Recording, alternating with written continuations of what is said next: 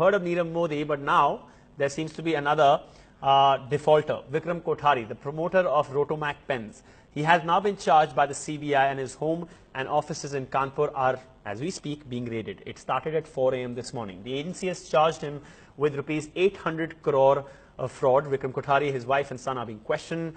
Like I said, the searches began around 4 a.m. this morning, and the Kanpur-based company's owner allegedly defaulted on a loan of more than rupees 800 crore from over 5 state-owned banks. Which are those banks? What more details do we have for you? Alok joined us for more on this. Alok, how murky is this going to get now? Well, these are raids that are being conducted against Vikram Kothari. Mr. Kothari owns Rotomac pens. Rotomac pens at one point of time was a very high-profile company that counted people like film star Salman Khan among its brand ambassadors, Amitoj. Now, it is alleged that Mr. Kothari had taken loans of about 800 crores, as you were pointing out, from over 5 state-owned banks, including the Allahabad Bank, the Bank of India, the Union Bank of India, and also the Bank of Baroda. Now, in February last year, the Bank of Baroda had declared him to be a willful defaulter, which means that he was defaulting on repayments of this loan. And at that point of time, Mr. Kothari had actually gone to court, we are told, against this order. We don't know what came of that because this case wasn't really tracked in that high-profile manner at that point of time. Also, the recovery process in this case has been on for a while.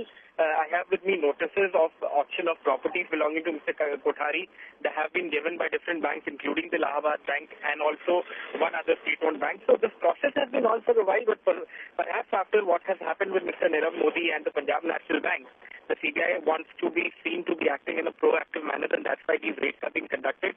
After, in the last 2 or 3 days, there was a lot of publicity around Mr. Kothari and allegations that he was planning to flee or had fled the country. However, that has not happened.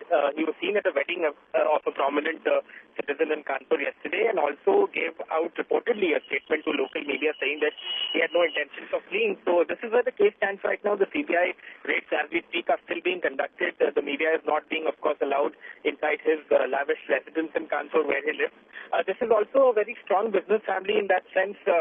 His father, Mr. Kothari's father, is the gentleman who owns that popular pan masala brand, Pan Parag, and it has been a high-profile business family, but Mr. Kothari has defaulted on these loans. Those are the allegations, and the banks have been in the process of recovery, but the CBI raids come at an interesting time, given that there's been so much bad publicity around what's happened with Punjab National Bank.